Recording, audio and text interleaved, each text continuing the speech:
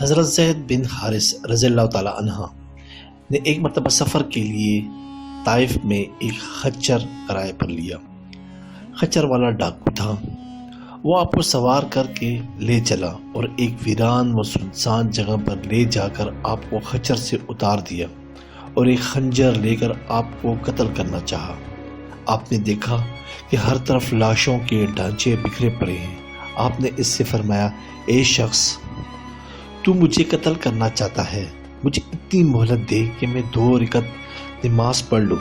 اس شخص نے کہا کہ تم سے پہلے بھی ان لوگوں نے نماز کی مہلت مانگی تھی، مگر ان کی نمازوں نے انہیں کوئی فائدہ نہیں دیا۔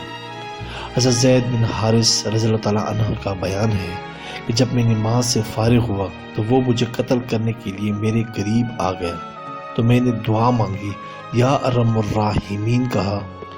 غیب سے آواز آئی کہ اے شخص، تو اس کو قتل مت کر۔ یہ آواز سن کر وہ ڈاکو ڈر گیا اور ادھر ادھر دیکھنے لگا۔ جب کوئی نظر نہیں آیا تو وہ پھر سے میرے قتل کے لیے آگے بڑھا، تو میں نے پھر بلند آواز سے یا ارحم الراحمین کہا، اور اس طرح آواز آئی پھر تیسری مرتبہ جب میں نے یا ارحم الراحمین کہا، تو میں نے دیکھا کہ ایک شخص گھوڑے پر سوار ہے اور اس کے ہاتھ میں نیزہ ہے اور نیزے کی نوک پر آگ کا ایک شعلہ ہے۔ اس شخص نے آتے ہی ڈاکو کے سینے میں اس زور سے نیزہ مارا کہ نیزہ اس کے سینے کو چیرتا ہوا اس کی پشت کے پار نکل گیا اور ڈاکو زمین پر گر کر مر گیا۔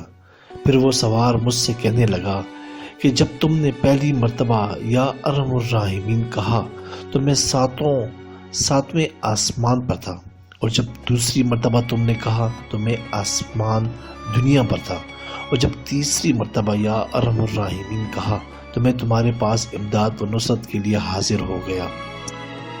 اللہ تعالیٰ کے اسماء حسنی سے بڑی بڑی بلائیں ٹل جاتی ہیں اور ایسی ایسی امداد اور نصرتوں کا ظہور ہوتا ہے جن کو خداوند کریم کے فضل عظیم کے سوا کچھ بھی نہیں کہا جا سکتا۔ لیکن افسوس کہ آج مسلمان مادی وسائل کی تلاش میں مارے پھرتے ہیں۔